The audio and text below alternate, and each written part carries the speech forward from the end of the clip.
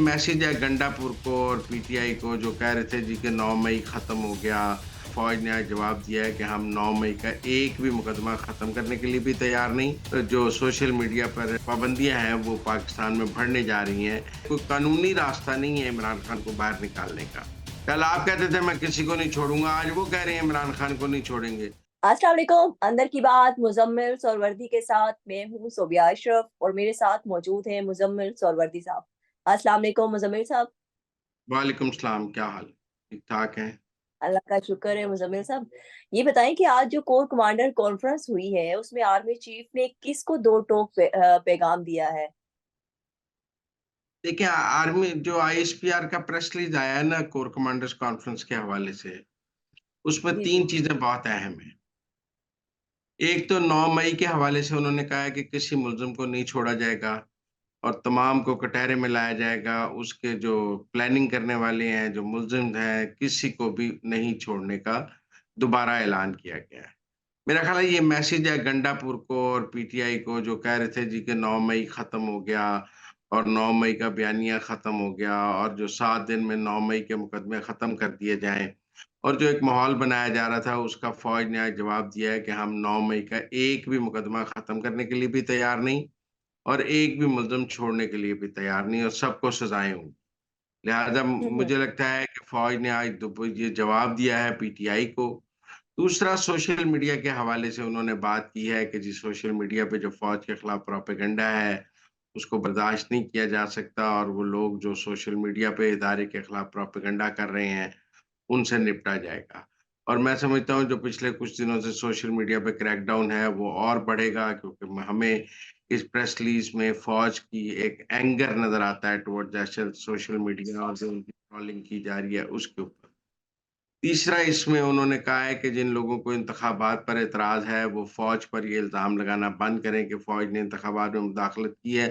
उनके पास जो कानूनी फ़ोरम है, वो उस पर जाकर रुजू करें और फ़ौज पर इल्ज़ाम लगाना बंद करें।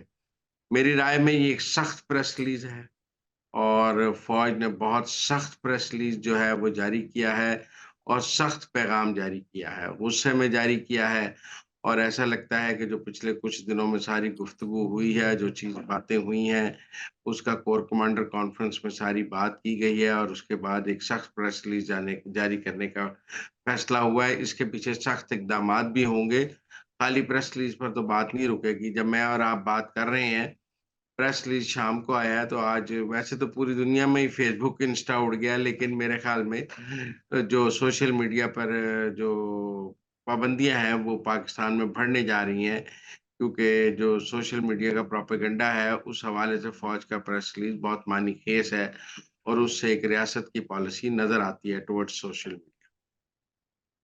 एक आपने ये सोशल मीडिया के हवाले से रियासत की पॉलिसी तो अंदर की बात बता दी, पर मुजम्मिल साहब ये भी बताएं आज जो करारदाद जमा करवाई गई है कौमी असेंबली में इमरान खान के रहाई के लिए, इसको कैसे देखते हैं आप?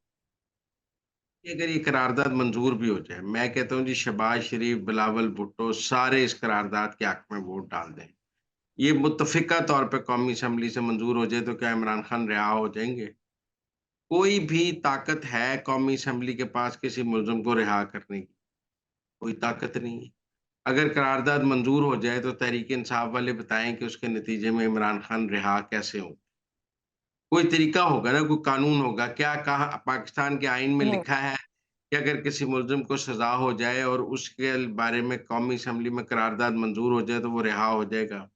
ऐसा तो ना कानून में लिखा है, ना आइन में लिखा है। अगर किसी के बारे में 100 करारदादें भी पास मंज़ूर हो जाएँ, तो अगर वो अदालत से रिहा नहीं होता, तो वो रिहा नहीं हो सकता। इस करारदाद को लाने का मकसद एक सियासी स्टंट तो हो सकता है, लेकिन इससे कोई कानूनी रास्ता नहीं है इमरान खान को बाहर निकालने का।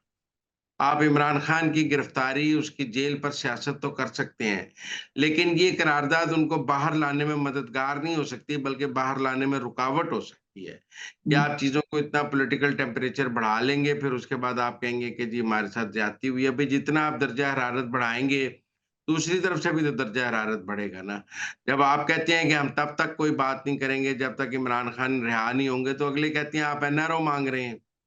हम वो कहते हैं ना एनआरओ माँगा कल आप कहते थे हम एनआरओ नहीं देंगे, आज वो कह रहे हैं हम एनआरओ नहीं देंगे। कल आप कहते थे मैं किसी को नहीं छोड़ूँगा, आज वो कह रहे हैं इमरान खान को नहीं छोड़ेंगे। कल कल आप कहते थे हम आपको रुलाएंगे, आज वो कहते हैं आप रो रहे हैं ना, आपके आंसू निकल रहे हैं ना, तो फर्क की क्या बात है? मेरे ख्याल में तहरीक इंसाफ को इमरान खान की रिहाई को पार्लिमानी सियासत से जोड़ना नहीं चाहिए। पार्लियामेंट को अलग चलना चाहिए और इमरान खान के मुकदमात को अलग चलना चाहिए। जितना वो इसको जोड़ेंगे, वो इमरान खान के लिए उतना ही नुकसानदेह हो। अच्छा मुज़म्मिल साहब, आज असद कैसर साहब ने और दीगर रहनुमाओं ने प्रेस कॉन्फ्रेंस करते हुए 2 यूट्यूबर से इज़हार लतालकी किया है। ये क्या खौफ है जो खाया जा रहा है असद कैसर साहब को और तहरीक इंसाफ को? देखिए, मैं समझता हूँ कि अगर तो आप ये कह रहे हैं कि आदिल राजा और हैदर मेहदी को सिर्फ़ इसलिए कोई तहरीक-ए-इंसाफ ने अलहदगी का ऐलान किया है कि वो फ़ौज के खिलाफ प्रोपेगेंडा कर रहे थे और तहरीक-ए-इंसाफ को उनका फ़ौज के खिलाफ प्रोपेगेंडा पसंद नहीं, तो मैं ये बात नहीं मानता।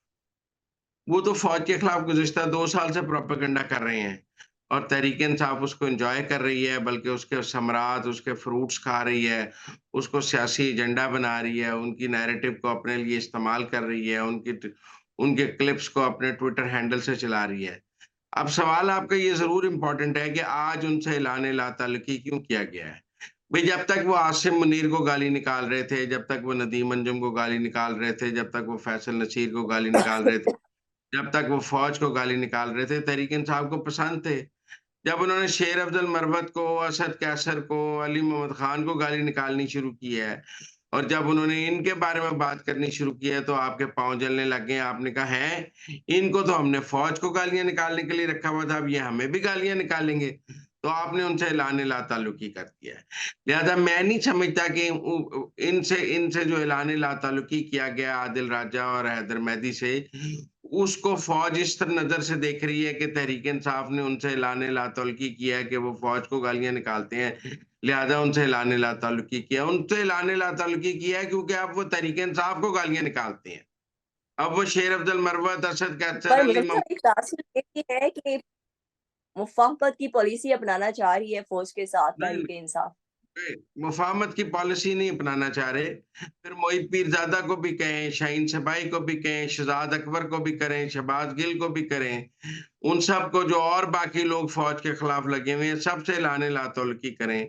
पीटीआई के ट्विटर हैंडल से उनकी चीज़ें ट्वीट होनी बंद हो जाएँ।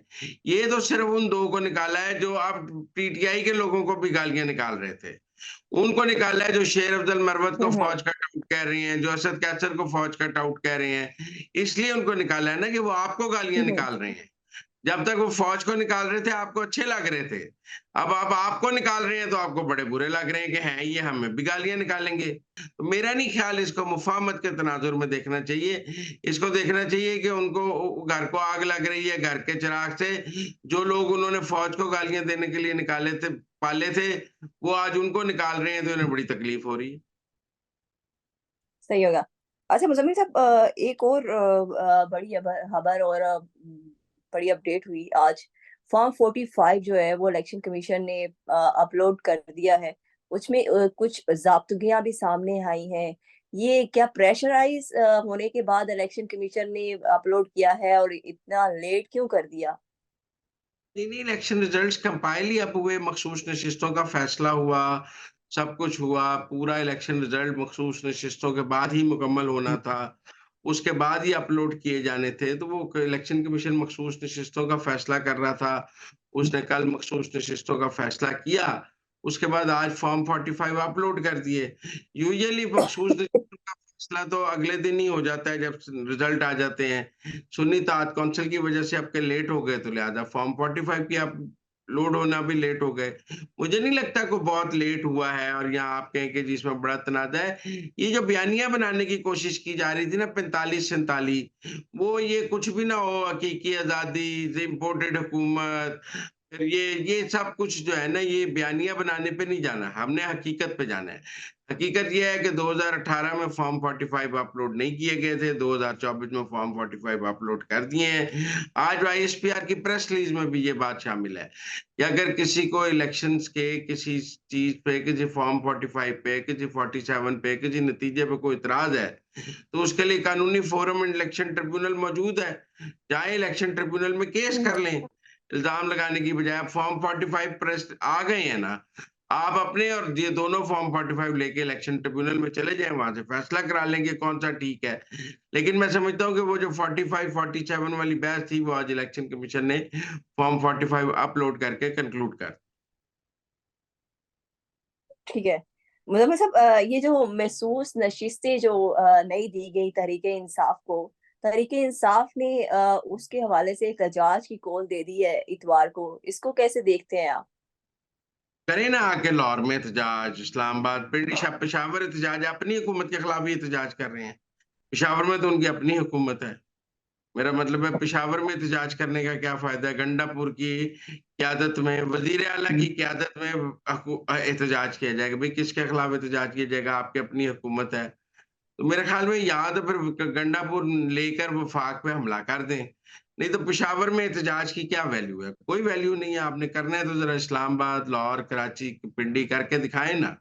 हफ्ते वाली कॉल आपकी बुरी तरह नाकाम हो गई, चंद 100 लोगों के अलावा कोई निकल ना सका। तो इस सरकारी सरपरस्ती में जो एहतजाज है ना, उसकी कोई वैल्यू नहीं होगी, उससे कोई दबाव में नहीं आएगा। अगर आप अपनी केपी की हुकूमत की सरपरस्ती में कोई एहतजाज करना चाहते हैं, तो उसकी कोई वैल्यू नहीं होगी। एहतजाज और मुज़ाहमत तो रियासत के और हुकूमत के खिलाफ होती है। जहाँ आपकी हुकूमत नहीं है, वहाँ करके दिखाएँ ना ज़रा। अच्छा, एमकेएम राब्ता कमेटी जो है वो फैसला कर रही है कि वो सदर जो उम्मीदवार हैं आसिफ अली जरदारी, उनको वोट देंगे या नहीं? आपके पास अंदर की क्या खबर है? क्या एमकेएम वोट देगी मेरे आसिफ अली ख़्याल में जरदारी साहब को? इन द एंड डील हो जाएगी। पीपल्स पार्टी को कुछ कॉम्प्रोमाइज़ करना पड़ेगा एमकेएम के वोट लेने के लिए। लेकिन मेरे ख़्याल में गवर्नर का एमके सिंध का इश्यू है और चीज़ों का इश्यू है, वो सब सेटल हो जाएँगे। तो एमकेएम के वोट जो हैं ज़रदारी साहब को मिल जाएँगे, वो भी इन वोटों को लूज़ नहीं करेंगे। मेरे ख़्याल में डील हो जाएगी। इसमें काफ़ी गारंटर्स भी मौजूद हैं और वो ये डील हो जाएगी। Thank you so much Muzammil साहब कि आपने हमें अंदर की खबरों से बाखबर किया। मुज़म्मिल साहब के मुताबिक पीपल्स पार्टी और एमकेएम में डील हो जाएगी और एमकेएम सदर के लिए आसिफ अली जरदारी को ही वोट देंगे। इसके साथ ही मुझे इजाज़त दें। अल्लाह हाफ़िज़।